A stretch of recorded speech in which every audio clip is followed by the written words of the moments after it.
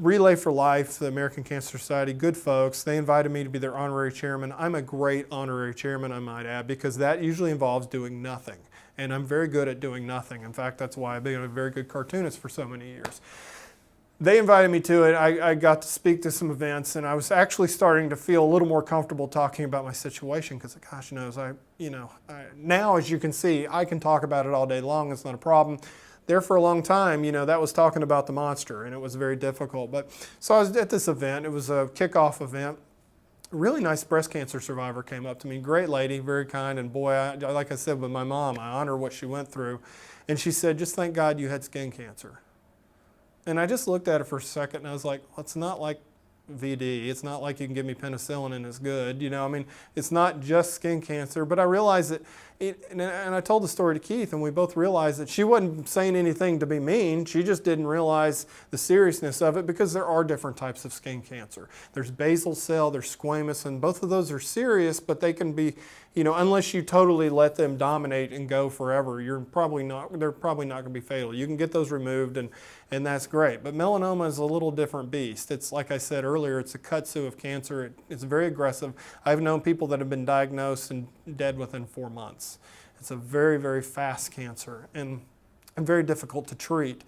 So we decided at that point that we were going to get kits, and we put sun safety kits in some of the schools, and I started getting, during cancer awareness things, I started getting on the radio and talking, and Chuck and Doug, who have a great radio show on 620, invited me on one time because they had a golf tournament, and they invited, I was like, yeah, great, okay, you're inviting a melanoma survivor to a golf tournament. What are you trying to do, kill me? It's like, okay, I'm here, okay, I'm going back inside now. It was just I was like, thanks, guys. But anyway, I got on the show and I was telling my story. And about a year later, they had the tournament again. So I'm driving down 55 on my way to work, and I hear them talking, and a guy calls in. And he says, yeah, hey, Chuck, hey, Doug, I just want to let you know that I had a melanoma. I had a bleeding mole on my foot, and they cut it out, and it was a melanoma. And it had gotten to my lymph nodes, but I'm on interferon, and they treated me. And right now, I'm clean of the cancer, and I have a chance to watch my little boy grow up because I heard Marshall Ramsey talking about it. And I think that was the moment right there when I realized that maybe that's why. I don't know. Maybe my reason for being alive is to help that guy get a chance to see his son grow up. Who knows? And I've been very passionate about it ever since. And there are days, and any cancer survivor that's watching this, most days I'd like to pretend I'd never had it. I call those my denial days. There's nothing wrong with those at all. There are days I'd like to pretend my mom never had it because that was so tough on our family growing up. There are days I wish my dad didn't have it. There's days I wish my grandmother didn't die. My grandmother, my grandmother actually died of the disease of leukemia, and she was funny. If any of you have ever heard Dave Ramsey on the radio, he and I shared her as a grandmother, and he talks about her quite a bit on his show, and she was just a trip. When she got cancer, she didn't want anybody in her little town to know it because she didn't want anybody feeling sorry for her and everything, and they gave her 6 months to live. And she lived 3 months, about 3 years, because she was going to live longer than my grandfather lived. She was determined, and she traveled and she had a good time. And that was when I realized that, okay, yeah, I had this disease. Yeah, it could come back at any time because, melanoma, unfortunately, you don't get that 5-year grace period with melanoma. You get with a lot of cancers. I recently had a a good friend, a guy that I looked up to down in McGee, a guy named Jimmy Riley.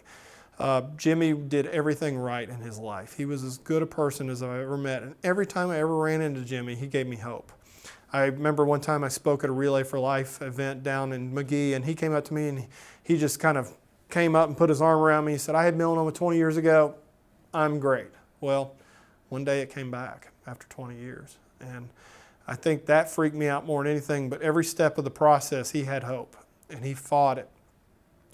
And every time I talked to him, he was upbeat. And recently, right before he died, he was on an experimental treatment that the New York Times wrote about where the medicine actually, it turns off the cancer cells. It allows your immune system to attack it. Problem with melanoma cells, and my science is, cartoon science, as I like to call it. But melanoma is a little trickier than a lot of cancers because it has a goalkeeper. It doesn't allow the medicine in. And so when your immune system sees a melanoma cell, it thinks, oh my gosh, this is a regular skin cell. We can't attack it. So your immune system literally is just shut off. It has no, and this is just my theory, but I think melanoma is very tied to the immune system, because whenever I've had problems is when my immune system has been severely compromised through stress and so forth. I mean, my dad got cancer. I got shingles down my back, which means your immune system is suppressed and your chickenpox virus comes back. And right at the end of where those shingles were was where my primary was. So I'm very convinced that there was some relation to that stress thing. So I just realized that, I need to be like Jimmy. I need to have some hope, and I need to have some power. I need to empower myself. It sounds so corny, to empower myself. But I mean, I can't live in fear of this thing. I always said, I go to church like a lot of folks, and you hear a lot about the devil. Well, I mean, I'm convinced the devil sits in your shoulder and whispers in your ear about cancer and freaks you out. Because if you're freaked out, then, the cancer is going to win. So I got to go speak to a cancer conference and had to talk about being a survivor. And I started thinking about hope. And I know that word's been beat into the ground by politicians lately, and Lord knows it doesn't seem like we have a lot of hope these days. But I started thinking about what hope meant to me. And I started thinking about, I broke apart the letters, H-O-P-E, and I started thinking about H. H is the humor part.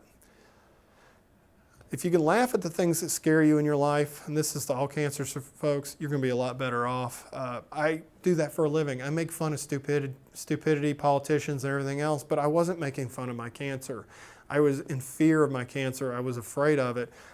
Soon after my surgery, my family decided we need to have a little get-together, so they could be around me and everything. So they took me to Destin, which I thought was slightly ironic because I had skin cancer, and they're taking me to the beach. I just like, hey, Dad, if you want to kill me, shoot me. It's a gun. It's cheaper in the condo.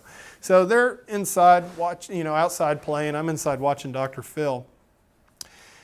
About 6 o'clock rolls around. I decide I want to go for a swim. So I take my shirt off, go running into the surf, and there's a lady and 2 little girls. They're playing in the surf, and they look at me like I'm the freak of the week. Because, I have my shirt off. You can see all my scars. I got all these red marks all over me. I look like I ran through a briar patch. And she just looks at me, and she realizes my eyes are kind of looking and kind of, like I'm kind of upset. And she looks at me and she said, I'm sorry. And I said, it's okay. It was a shark attack, and it happened right where your little girls are swimming. I'm not kidding. She actually grabbed her kids and ran out of the ocean. It was awesome. My wife's over there going, you're going to hell. You're going to go, I had 2 choices. I could have been offended, hurt. Well, that's probably 2 choices right there. Or I could have made a really bad joke about it, yanked her chain, and had a good story to tell for years. I went that route, and it's like somebody opened a door for me. The H part of the hope part made sense. And, life has not gotten any less stressful. I've got 3 kids now, 3 wonderful boys. And if anybody's ever raised children, I'm sorry. They're wonderful, but they're stressful, okay? They're going to cause stressful. My job, as much as I love it, it's my dream career. With the economy and everything, it's been stressful. I mean, that's been tough. And I have reflux, okay? I'm trying to deal with the stress. It's a tough thing. But my wife and I take time out to laugh. We watch comedians, we laugh, we tell jokes, we make bad comments, we make jokes about bad situations. It's kind of like love thy neighbor. You hear that in church, and people are like, oh gosh, but my neighbor drives me crazy. It's a hard thing to do, but I always tell people that H is the most important thing. That's why it's first. O, opportunity to serve. That's kind of it's, like I said, everybody deals with cancer in their own way, but for me, good therapy and a good way for me to keep from going nuts was finding a way to help other cancer patients, help other people across the bridge. When I was diagnosed, I couldn't find anybody with melanoma, and until I found Keith, I was about to go cuckoo, and Keith helped me across the bridge into being a survivor. And if I can help one person by doing this get a little bit of peace, or get to a doctor, or get screened, or get it caught early, then that gives me a lot. I mean, selfishly, that gives me a lot of peace too. That's a good thing. So opportunity to serve. Obviously, we started Run from the Sun, which, we've raised thousands of dollars of research. We've created a good time in downtown Jackson. Wow, I mean, what a great thing. And I will say, I say we, 99% of it is done through the heart and the passion of the Warren family. They are the most amazing people I've ever seen in my life. They've attacked this race with so much heart. I talk about it, I go do it, I MC it, I help stuff back, but they are the heart and soul of that race. And I'm sure somewhere Mr. Warren is off smiling when he sees what an incredible job that they've done with this race. But, right now I'm about to go run the Marine Corps Marathon in D.C. I'm not a runner. I mentioned that earlier. Keith is the runner. Keith runs marathons. He has a good time. I'm a reformed fat boy. I have a hard time getting out there and doing it. A friend of mine named Stenny. His name's Kevin Stenstrom. He was a naval aviator, and that was his call sign. But people call him Stenny. Stenny has kids too, but he also had cancer and it came back on him, and he's beat it after it came back, which means he is an Iron Man in my eyes. He conned me into doing this. So I've been able to raise money. At this point, I'm somewhere a little bit over $10,000 we're going to raise for research. I'm going to go run this race. It's just another way to help raise a little bit of awareness. And to me, it's a celebration of 10 years of life. I mean, that was just an opportunity for me to be able to do something good and help out. P is physical well-being. Every cancer survivor out there, you got to take care of yourself. It's hard. You're going to be stressed out. You're going to be beat up. If you go through chemo or you go through that, you're just going to be exhausted. You're not going to feel like doing anything. My dad was on top of that one. He got me out of bed. He got me out there walking. He helped me build my body back. And he said, look, number one thing is if you're going to fight this cancer, your body's got to have some ammunition. So, I stress myself out occasionally. Yeah, I eat poorly. I might do some bad things, but I try to generally eat healthy. I drink my green tea. I exercise. I try to help my body take care of itself. E is educate yourself. That I can't emphasize enough. When I went in initially with my melanoma in situ, like I said, I didn't know what in situ meant. I didn't realize the 100% cure rate, that it hadn't punched the dermis, that I was going to be okay. I thought it meant, like I said earlier, buy a coffin. I was freaked out by it, so it caused my anxiety levels to go up, which I'm sure caused my immune system to suppress. So the more I learned about it, of course, obviously, if you're sitting with, a very poor diagnosis and you start reading about it, then that might stress you out a little bit more. But honestly, you've got to be able to talk to your doctor intelligently.